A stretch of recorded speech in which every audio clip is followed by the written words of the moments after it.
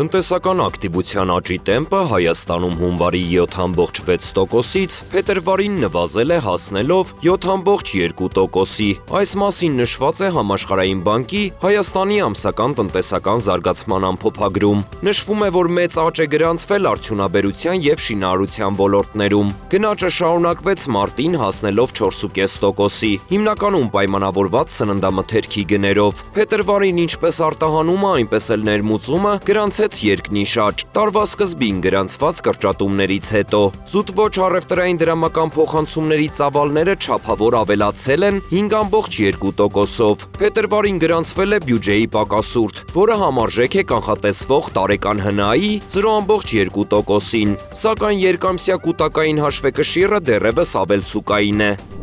Շտաբ բուժօգնության աշխատակիցներին միանվագ կտրամադրվի 40,000 դրամ պարգևատրում։ Այս մասին ապրիլի 20-ին Երևանի քաղաքապետարանի հերթական աշխատանքային խորհրդակցության ժամանակ ասաց քաղաքապետարանի առողջապահության վարչության պետ Դավիթ Կարապետյանը։ Նա մասնավորապես նշեց. «Մենք վերջապես ապահովագրական հիմնադրամից վերջնական ստացանք արդյունքները։ Բարձրացվելու է շտաբ օգնության աշխատակիցների գումարները։ Արդեն իսկ նախատեսում ենք, որ ապրիլ ամսվա համար բժիշկները եւ բուժքույրերը, ֆելշերները 20% ավել, գծային բրիգադիրների համար վարորդները 30%։ Նախատեսված է նաեւ ֆելշերական բրիգադների համար եւ հոգեբուժական բրիգադների համար աշխատավարձը բարձրանա 20%-ով։ Քանի որ հաշվարկն արված է մարտի 1-ից, իսկ աշխատավարձը արդեն ստացել են, միանվագ կստանան պարգևատրում 40,000 դրամ մարտ ամսվա համար։